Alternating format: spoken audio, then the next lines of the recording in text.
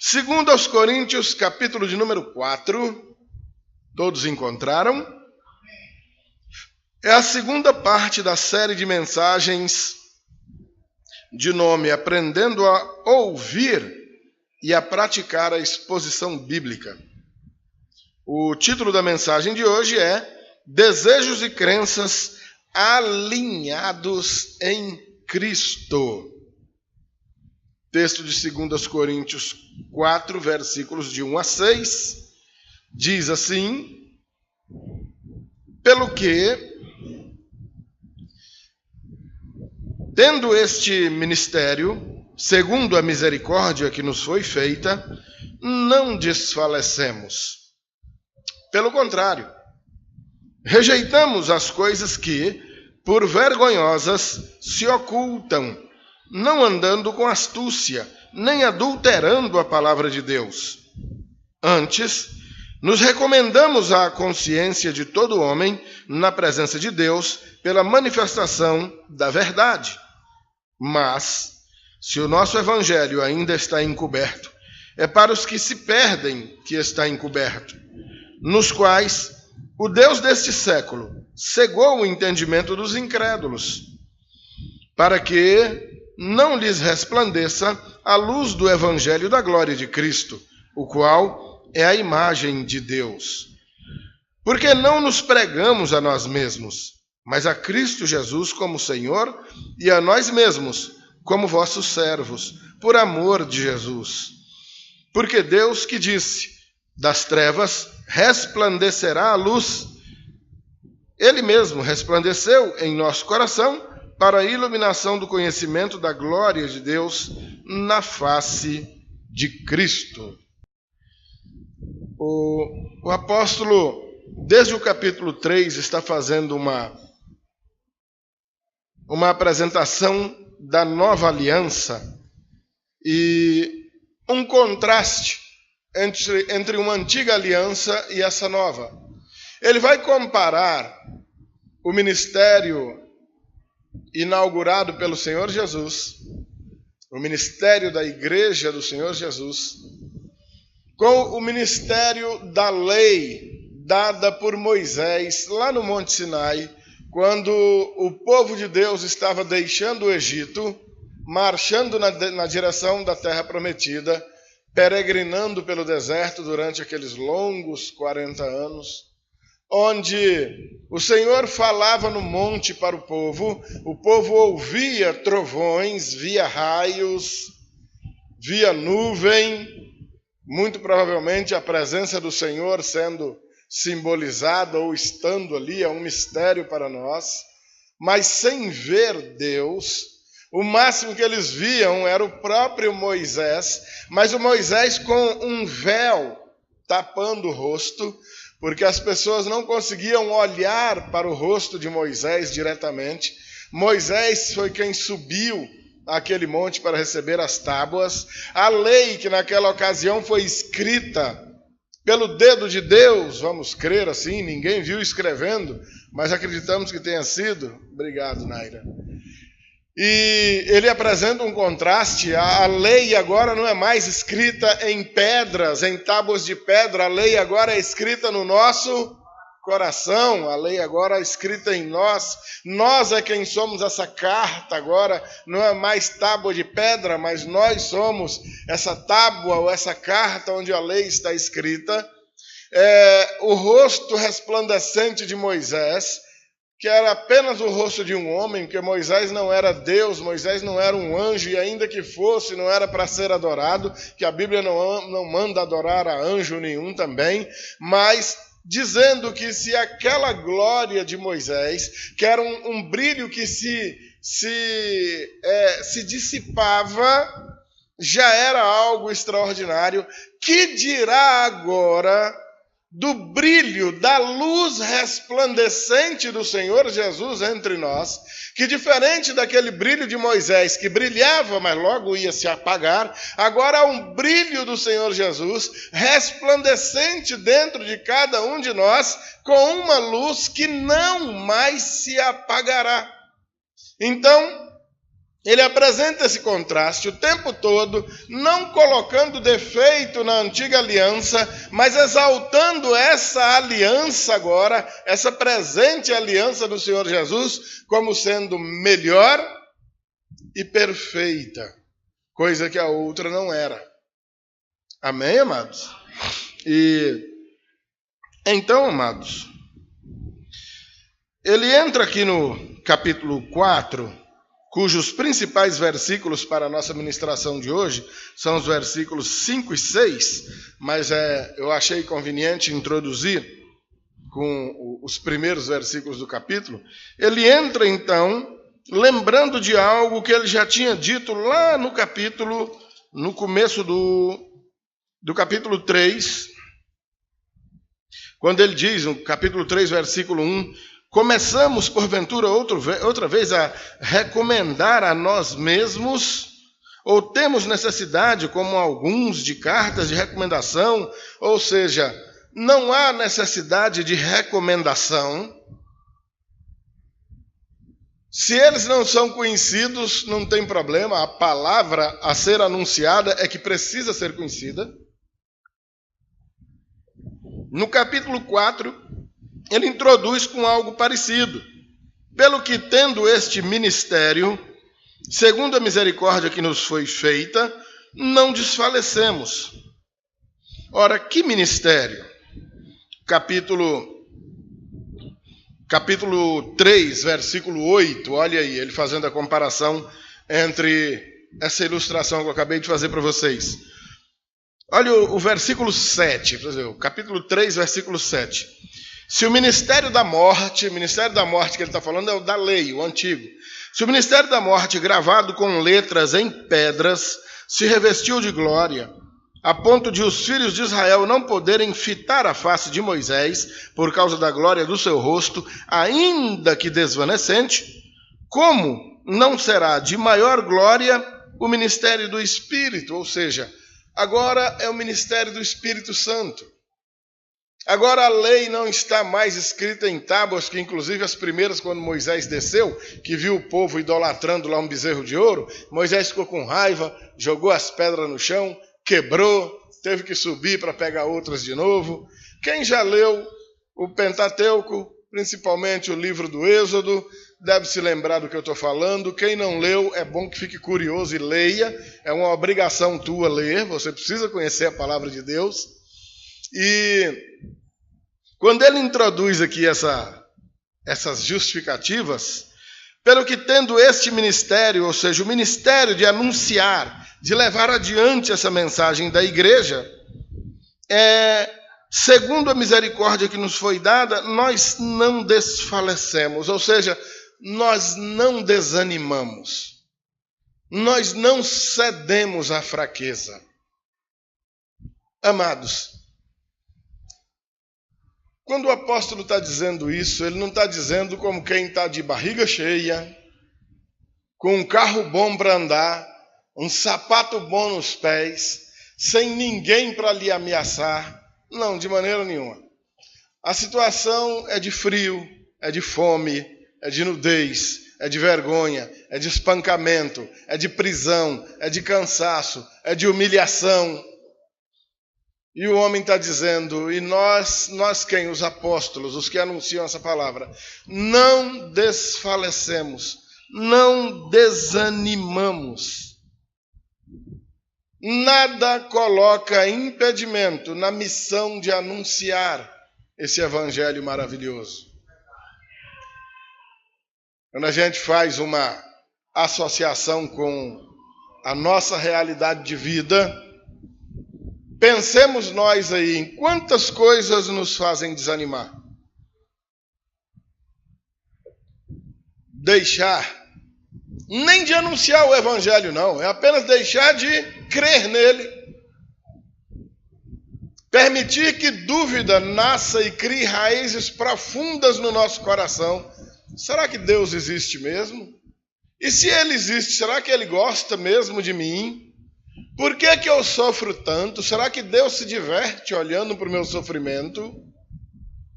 Deus está dando gaitada olhando eu sofrer aqui. e a gente começa a se imaginar como o pior ser humano da terra. Não, eu não vou fazer nada não. Não, eu estou com raiva, nada de bom acontece comigo, agora você é ruim. Não, ruim nós já nascemos, amados. Nós sempre fomos ruins. Quando nós conhecemos o Evangelho, o Espírito Santo dentro de nós nos capacitou a crer nessa palavra e passar a confiar nela. Estão entendendo, amados irmãos? Versículo de número 2. Pelo contrário, rejeitamos as coisas que, por vergonhosas, se ocultam, não andando com astúcia e nem adulterando a palavra de Deus. Algumas situações. Primeiro, rejeitar as coisas que de tão vergonhosas nós só fazemos escondido. Ora, amados, se fazemos escondido, é porque é coisa ruim. É coisa que não presta.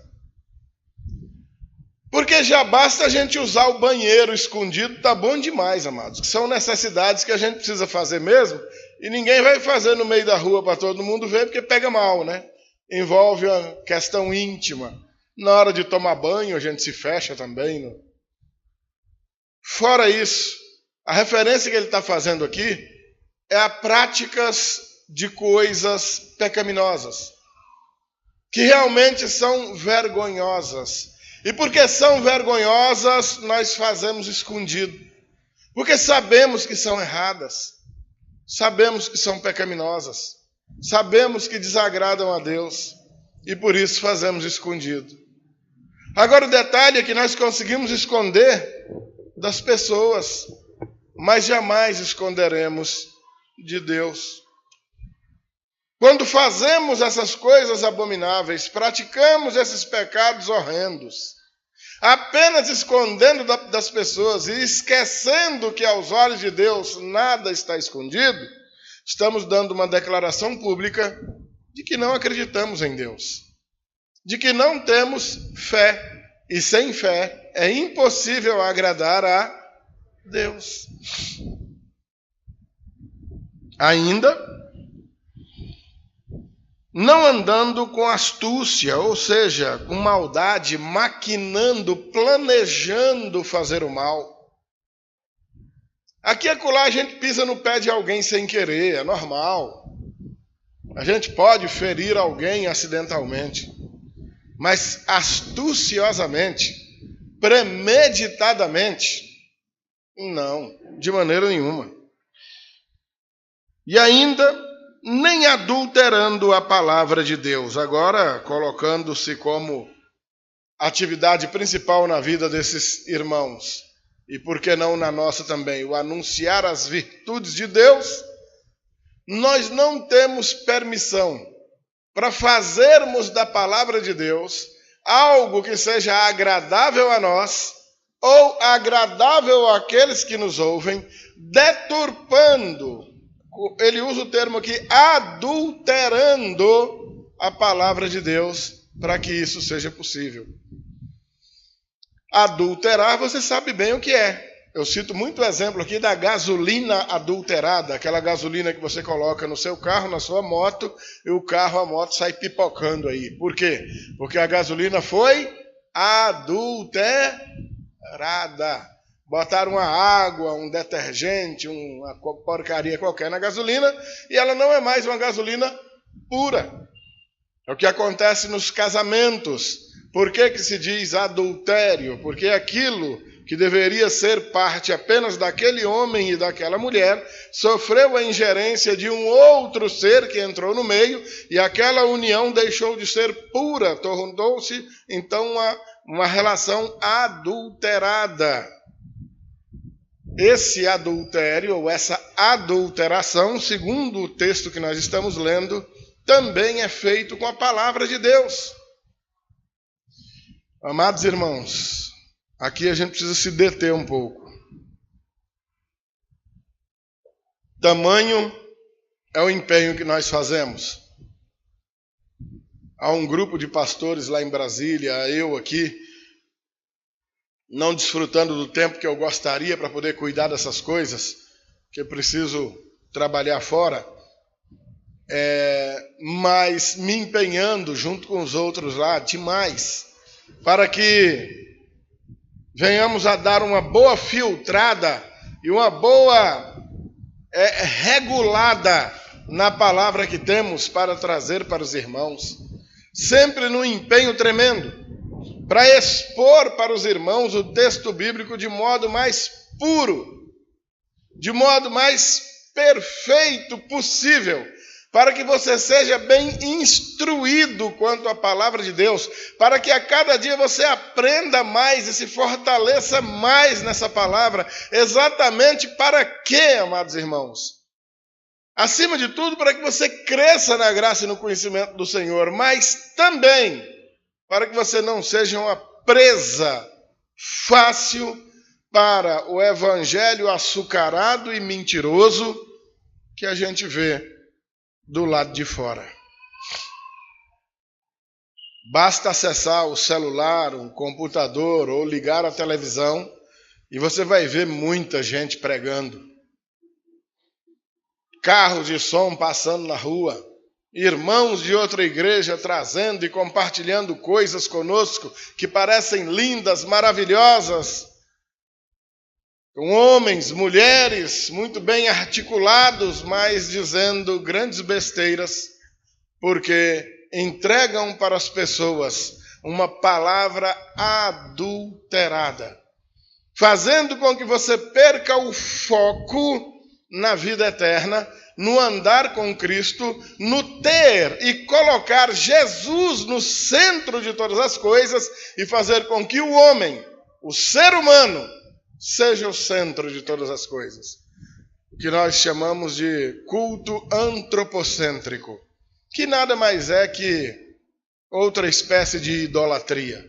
Quando nós deixamos de cultuar a Deus para cultuar o homem. Seja o homem que prega, ou seja nós mesmos ouvindo aquela pregação estragada que exalta tanto o nosso ser que nos coloca como centro de todas as coisas. Essa palavra adulterada está espalhada pelo mundo e é acessível a qualquer um. E assim, como Paulo está dizendo aqui que eles mesmos se empenham e não desfalecem, pelo contrário, rejeitam coisas vergonhosas, não andam com astúcias e nem adulteram a palavra de Deus, ele está dizendo que é mediante grande sacrifício que ele se empenha para isso. Amados irmãos, essa série de mensagens visa preparar você, preste bem atenção, preparar você para saber ouvir palavra de Deus, a fim de que quando você vier a ouvir aquilo que se parece demais com a palavra de Deus, mas que não é, pelo menos veja ou ouça com alguma desconfiança. E faça como alguns já têm feito costumeiramente, me procuram, compartilham comigo, pastor, eu recebi isso aqui, isso é minha tiazinha querida que mora lá no Goiás, mandou para mim, eu achei tão bonito, aí eu vou dar uma olhada, heresia pura. Um evangelho diabólico, uma coisa do Satanás mesmo. Mas tempera lá com uns 2 ou 3 versículos bíblicos, uma fala muito bonita de um camarada ou uma mulher que fala muito legal, muito bem, faz um vídeo muito bonitinho, com umas ovelhinhas, um capinzinho atrás, um capinzinho verde, uma musiquinha no fundo, e você acha aquilo a maior maravilha do mundo, mas a essência é maligna. Mas pastor, mas está citando lá o texto bíblico, querido, aquela gasolina estragada que você comprou lá no posto também tinha gasolina. Mas era adulterada, estava misturada. A mesma coisa fazem com a palavra de Deus. Tem palavra de Deus, tem uns versículos bíblicos lá mesmo, mas a essência da mensagem transmitida tem mistura, não é pura, está adulterada. E por que vocês acreditam cegamente? Alguns ouvem, chega, chora, oh, que coisa linda. por ignorância, pela incapacidade de saber diferenciar o certo do errado. Você mesmo tem grande parcela de culpa nisso daí. Olha a nossa escola bíblica, a frequência de gente que tem, que é onde você deveria aprender essas coisas e não aprende porque não vem. Parece que tem marimbondo, cachorro bravo aqui, eu não sei o que tem, mas você não vem. Inúmeros irmãos aqui que eu nunca vi aqui uma vez numa escola bíblica, nenhuma. E olha que ela existe há 8 anos, nunca veio. Alguns vieram uma vez ou outra. Glória a Deus por esses que são frequentes, que têm vindo, mas a igreja toda deveria vir. Era para ser o momento mais tumultuado, mais cheio, mais lotado da igreja, e é exatamente o mais desprezado. Porque você acredita que vai aprender na televisão, que vai aprender na internet, vai aprender pelos videozinhos que te mandam, e aprende um bando de porcaria, aprende um bocado de mentira, ouve uma palavra adulterada, chora de emoção ouvindo uma baboseira e deixa de aprender o que é correto. A palavra pura, não adulterada. Ao final dessa série de mensagens, o que nós esperamos é que vocês estejam cheios do desejo de conhecerem mais, de aprenderem mais da palavra de Deus e estejam devidamente vacinados contra esse evangelho adulterado que está sendo oferecido aí fora. Amém? Amém, amém, amados? Amém. Irmão Washington, não diga nada. Amém? Amém. Agora sim. Vocês ficam pegando carona no amém do irmão Washington aí, viu? Ai, meu Deus. Continuando a metade do versículo 2 ainda. Nem adulteramos a palavra de Deus. Antes, nos recomendamos à consciência de todo homem, na presença de Deus, pela manifestação da verdade. Ora. Você lembra que ele está dizendo lá atrás, não nos recomendamos a nós mesmos? Agora ele está dizendo, nos recomendamos à consciência de todo homem, na presença de Deus, pela manifestação da verdade. Amados, há um dito popular, bem antigo, eu era criança lá no Goiás e eu já escutava, e o pessoal dizia que era um padre que me batizou na década de 60. O padre tomava uma cachaça infeliz. Eu vi o nome dele quando eu era menino, na certidão de batismo, até sumiu, eu lembro. O nome do homem era Libório, Padre Libório. Ele não era brasileiro, não. Bebia uma cachaça, tinha uns 15 filhos lá na cidade. Mas dizem que quando o pessoal arrochava ele, mas padre, isso aí não é pecado, o senhor não disse para não fazer. Aí ele dizia, faz o que eu mando e não faz o que eu faço. Quer dizer, isso é de uma hipocrisia terrível. Porque o servo de Deus precisa ser modelo, precisa ser exemplo. É para ser o contrário. Assim como Paulo dizia para os seus discípulos, sejam meus imitadores, assim como eu sou imitador de Cristo. Precisamos ser modelos. Todavia, o que Paulo está dizendo, se ele disse mais atrás, não nos recomendamos a nós mesmos, e agora ele está dizendo, nos recomendamos a consciência de todo homem, mas na presença de Deus, pela manifestação da verdade, o que ele está querendo dizer? Eu sou homem como você, de carne e osso, mortal, falível. Mas a palavra que eu prego é uma palavra viva, não é uma palavra minha, é palavra de Deus.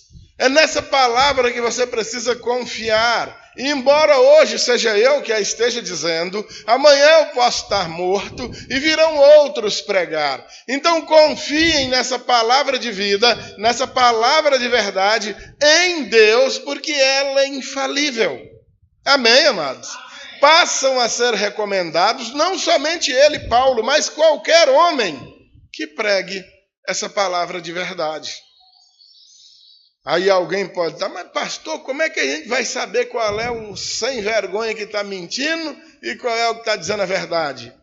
Conhecendo a verdade.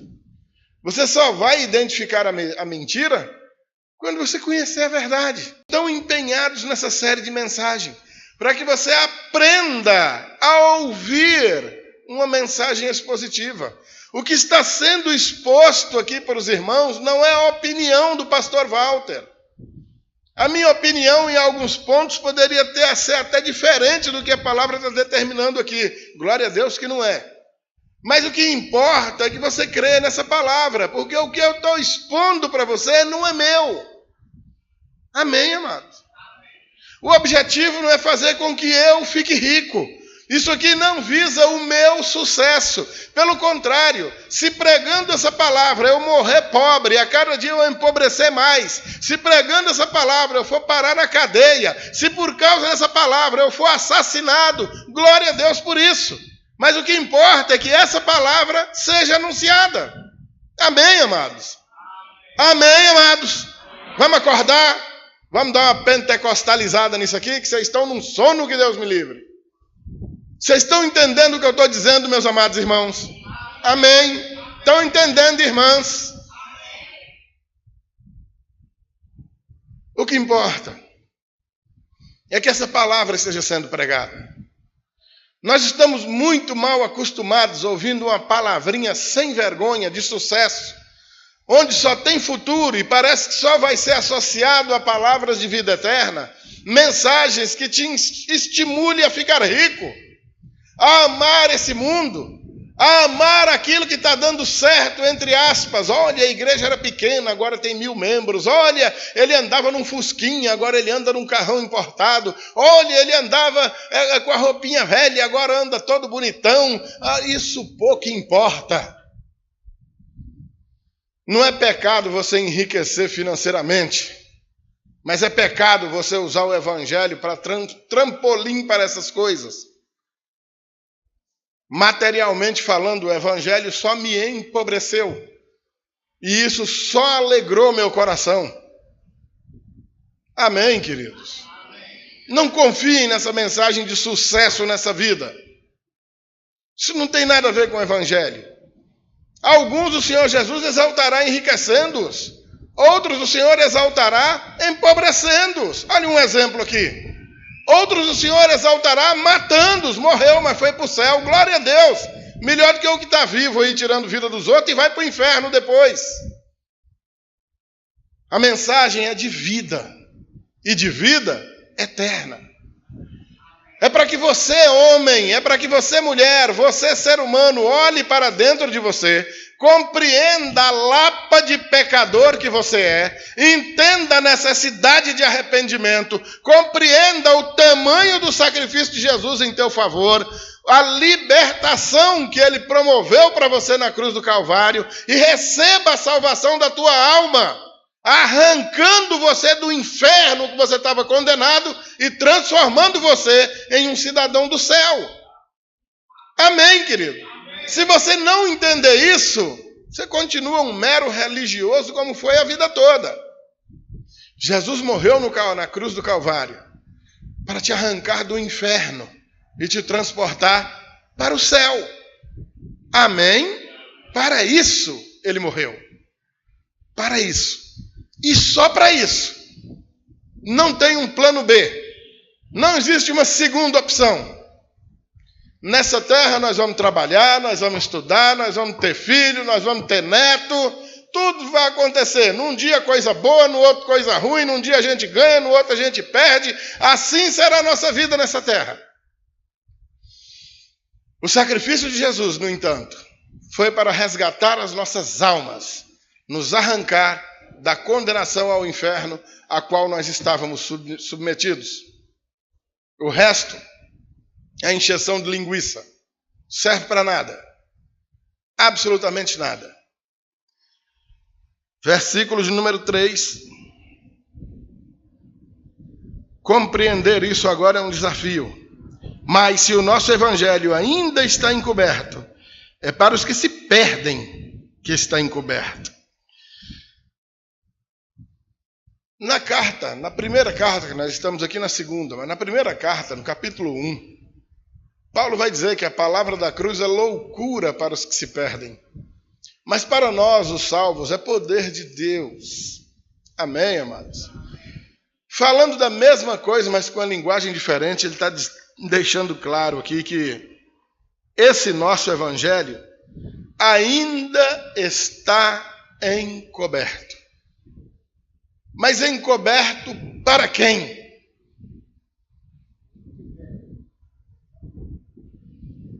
O que se espera quando a salvação de Cristo te alcança? Quando Ele coloca em você o Espírito Santo, é que você seja capacitado para crer. E uma vez crendo, entenda e viva segundo a palavra de Deus. Para os que se perdem, não obstante, continua encoberto. Não entende nada. Acha bonito. Copia o versículo, escreve na camiseta, tatua. Tatuagem linda, maravilhosa. Tudo posso naquele que me fortalece. Oh, maravilha, né? O Senhor é meu pastor, nada me faltará. Acha a palavra linda, mas não entendeu bulufas dela. Porque continua encoberto. E por quê? Olha o versículo 4. Esses que se perdem, nos quais o Deus deste século fez o quê? Cegou o entendimento para que não lhes resplandeça a luz do evangelho da glória de Cristo, o qual é a imagem de Deus. O Deus deste século, a saber, o inimigo, o maligno, o inimigo de nossas almas, o popular diabo, cegou o entendimento das pessoas. Deus desse século, deste presente mundo, desta ordem que vai se acabar completamente na volta do Senhor Jesus, momento em que Ele tirará a igreja dessa terra antes de tocar fogo em tudo, inclusive no próprio Deus desse século e aqueles que não creram no Senhor Jesus, que ainda se encontram sob essa cegueira espiritual. Aqueles que acham os versículos lindos, que assistem o filme da Paixão de Cristo, o cara batendo os cravos na mão de Cristo, Jesus lá no filme chorando, berrando, gritando de dor, e o cara chorando, oh meu Deus, que povo ruim, estão matando Jesus, mas não se converte nunca, não entende bulufas do Evangelho, chora vendo o filme, tatua o versículo no corpo, mas não entenderam nada da palavra. Continuam na mesma escuridão em que sempre estiveram, na mesma cegueira espiritual, tão perto da palavra e ao mesmo tempo tão longe. Glorifique a Deus pelo fato de estar perto, melhor perto do que longe. A fé só vem pelo ouvir, e ouvir palavra de Deus. Ouça. Ame essa palavra. Insista ouvindo. Você que já se converteu, cresça nela. Você que ainda não se converteu, não perca tempo. Deixe esse evangelho bater nesses tímpanos, que como uma marreta que quebra uma pedra, isso aí vai ser quebrado. A palavra que diz que o Senhor arrancará de nós o coração de pedra e colocará um coração de carne, está valendo para você também. E o Senhor fará isso em nome de Jesus. Amém, queridos? Aí entramos então. O que ilustra bem isso daí é o texto de Efésios 1,18. Iluminados os olhos do vosso coração para saberdes qual a esperança do seu chamamento. Versículo 5 e 6, que são a base da nossa mensagem de hoje, que diz então: porque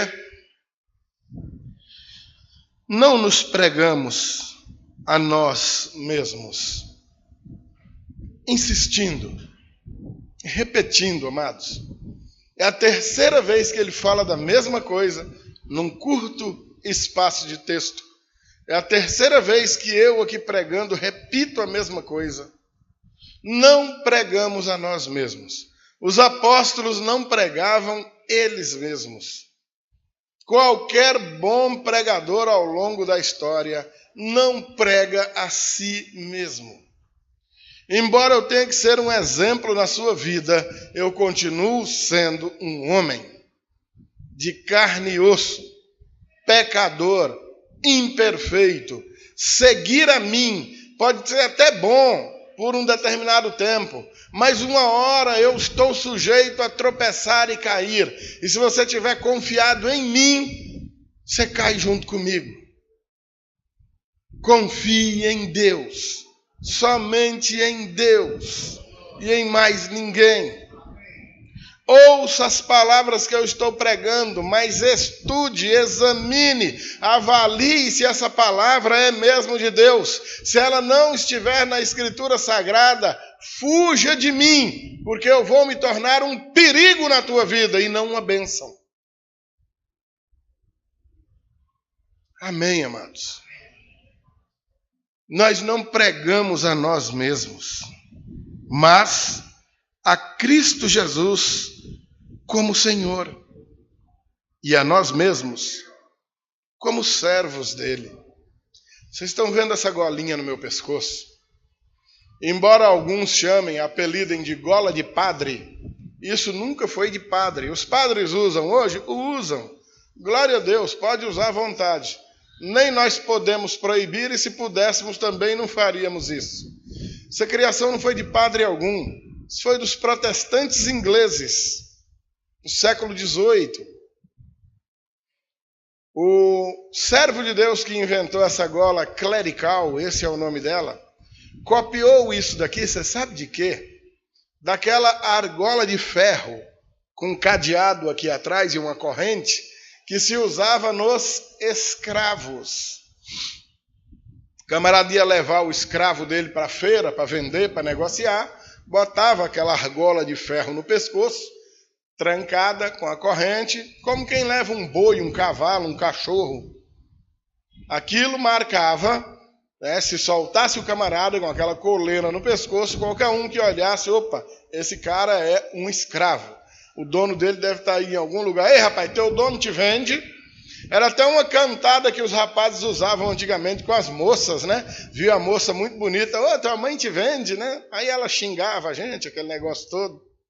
Mas era usado com os escravos, porque aquilo identificava. O servo de Deus que criou essa golinha aqui teve a mesma ideia na ocasião. E ele queria apenas exemplificar a mesma argola que nos caracterizava como escravos de Cristo. A cor branca simbolizando a liberdade, a libertação que o Senhor veio trazer. Mas ainda assim, nos marcando como escravos, como servos do Senhor. Desse modo, assim como um escravo não vive para fazer sua vontade, mas sim a vontade do seu Senhor, nós, os servos de Cristo, não vivemos para fazer a nossa vontade, mas sim a vontade do nosso Senhor, do Senhor Jesus. Então, não pregamos a nós mesmos, mas sim a Cristo Jesus como Senhor, e a nós mesmos como servos do Senhor, por amor de Jesus. Se no passado eram guiados os escravos por uma argola de ferro no pescoço, hoje somos guiados pelo amor. O que nos vincula, o que nos prende ao Senhor é o amor. Não é mais uma corrente de ferro, não é uma argola de ferro. É por amor. Eu entendo onde eu estava, eu entendo quem eu era e eu entendo em quem Ele me transformou. Eu sabia da podridão de alma que eu tinha e eu conheço o tratamento que Ele realizou comigo. Eu sabia da condenação a qual eu estava submetido. Eu conheço a salvação que Ele veio me dar. Amém, amados?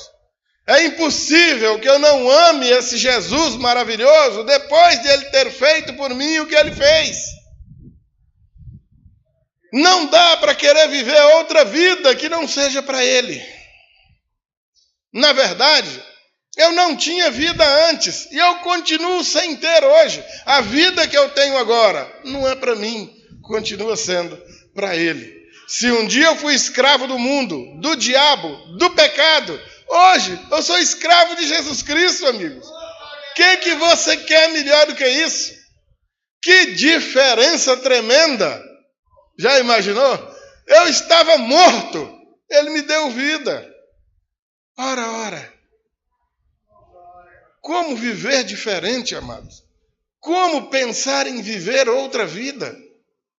Que não a vida em ações de graças, em plena e constante gratidão a esse Deus maravilhoso. Verso 6. Porque Deus foi quem disse: das trevas resplandecerá a luz. Oh, glória a Deus. Amado irmão, amada irmã, não tem muita graça você andar por aí com a vela acesa, nesse sol do Piauí. Esses 2 dias foi até bom que ficou meio nublado, né? Caiu até uma chuvinha. Mas lembra desses dias da semana passada aí? Aquele sol que estava fazendo a água ferver dentro do coco. 12:00 em ponto. E você com a velinha acesa aí, bem no meio da praça. Ia ter muita graça? Ninguém ia ver, né? Agora que se apagassem todas as luzes aqui, para a gente não enxergar um palmo na frente do nariz, e aí você acendeu uma luz aqui, aí tinha diferença? O Senhor Jesus resplandeceu em nós como a luz da vida, a luz da criação, a luz da salvação. Você já leu Gênesis, os primeiros versículos da Bíblia? Gênesis capítulo 1, versículo 1. No princípio criou Deus os céus e a terra. A terra estava sem forma e vazia. O Espírito pairava sobre a face do abismo. Era um breu só, uma escuridão só. Qual foi a primeira coisa que Deus disse? Haja! Para que ele começasse a construir, a gerar vida, a construir tudo isso que nós conhecemos. Da mesma maneira, assim como do nada, a partir da luz, ele cria tudo. Na negridão de trevas e da condenação, da podridão imposta pelo pecado que havia em mim, resplandeceu a luz do Evangelho, a luz do Senhor Jesus, brilhando naquelas trevas que haviam e colocando vida onde só existia morte. E aí, por isso é que ele está dizendo: das trevas resplandecerá a luz. Ele mesmo resplandeceu em nosso coração. Oh, queridos, ele mesmo. Ele não mandou um recado, ele não mandou um anjo para cada um. Ele mesmo, o próprio Senhor, resplandeceu no coração nebuloso, trevoso do passado, colocando sua luz de vida. Ele mesmo. É por isso que o Senhor Jesus diz: eu sou o caminho, a verdade e a vida. Ele nos deu vida para a iluminação do conhecimento da glória de Deus na face de Cristo. Amado irmão, amada irmã, em nome de Jesus, pode crer. Não creia em mim, creia na palavra. Esse Deus que dá a vida, que resplandeceu como luz, luz infalível no meio das trevas, foi quem colocou vida dentro de você. E você agora é capaz de ouvir e de compreender a palavra do Senhor, porque Ele mesmo tem se revelado a nós. Amém, queridos? Creia nisso em nome de Jesus.